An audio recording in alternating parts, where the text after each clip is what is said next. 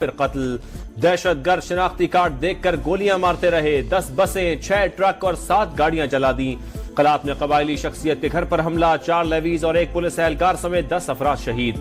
نماز جنازہ ادا، دہشت گردوں کا ٹول پلازا اور اسپتال پر بھی دھاوا۔ سبی میں قومی شاہراہ سے 4 لاشیں ملی، تمام افراد کو فائرنگ کر کے قتل کیا گیا۔ مستونگ کے علاقے کھٹکوچا میں لیویز تھانہ نشانہ بن گیا۔ بولان میں ریلوے پل اڑا دیا گیا، ملبے سے 2 لاشیں برآمد۔ ٹرین سروس معطل، نوشکی میں بھی دھماکے سے ٹرک کو نقصان۔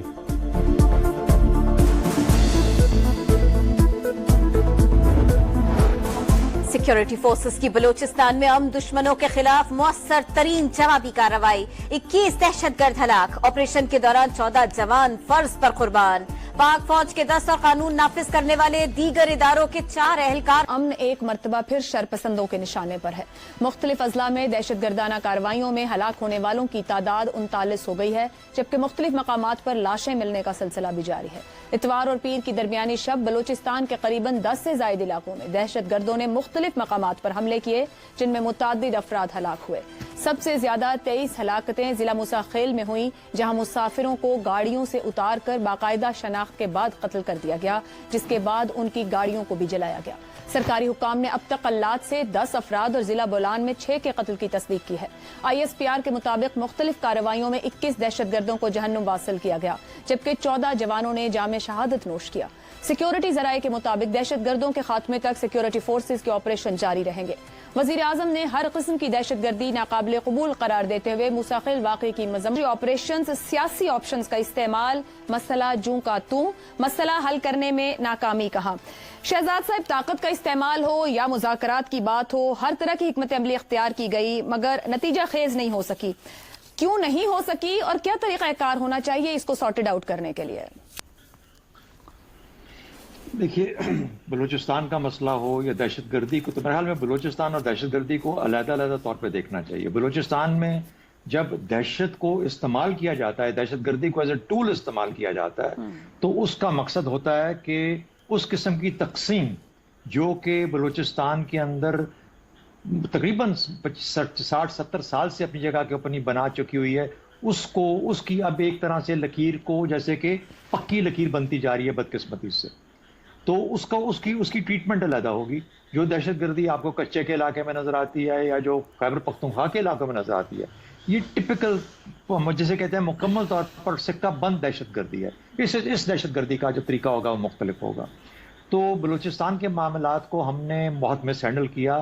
یہ آج کی جو اسٹیبلشمنٹ ہے، جو آج کا لا انفورسمنٹ ہے، جو آج کی حکومت ہے، یہ صرف اس کے سر کی بات نہیں ہے، یہ اس کے اوپر اس کی ذمہ داری نہیں ہے۔ اس کی ذمہ داری بہت پہلے، بہت عرصہ پہلے سے شروع ہوئی، جبکہ ہم خراب ہوتے ہوتے یہاں تک آن پہنچے۔ جب بھی لکیریں کھینچی جاتی ہیں تو ان لکیروں کو ختم کرنا چاہیے، ان کو اور پکا کبھی نہیں ہونے دینا چاہیے۔ اور جب لکیریں بہت پکی ہو جاتی ہیں اور ہمارا ریاستی رسپانس یا ہمارا حکومتی اور سیاسی رسپانس بھی اس نوعیت کا ہو جس کے اندر کہ ہم ان لکیروں کو اور پختہ کرتے ہیں، تو پھر دشمنی کی حد تک وہ چیزیں چلی جاتی ہیں۔ پھر دشمن میں اور اپنے آپ میں فرق کرنا بہت، یعنی کہ وہ دشمن اور صحیح دشمن اور ان دشمنوں میں فرق کرنا مشکل ہو جاتا ہے۔ وہ دشمن مل جاتے ہیں۔ تو بدقسمتی سے بلوچستان کے حالات بہت کمپلیکیٹڈ اور کمپلیکس ہو چکے ہوئے ہیں۔ میرا خیال ہے کہ زور زبردستی کے ساتھ ہم امن کچھ دیر تک لا سکتے ہیں، لیکن اس امن کا مطلب یہ ہوتا ہے کہ سیاسی عمل کو تیز کیا جائے، سیاسی بات چیت کو تیز کیا جائے، نیگوسیشن اور اس طریقے سے تیز کیا جائے تاکہ وہ سپیس نکل سکے کہ ہم اس رستے پہ چل پڑیں۔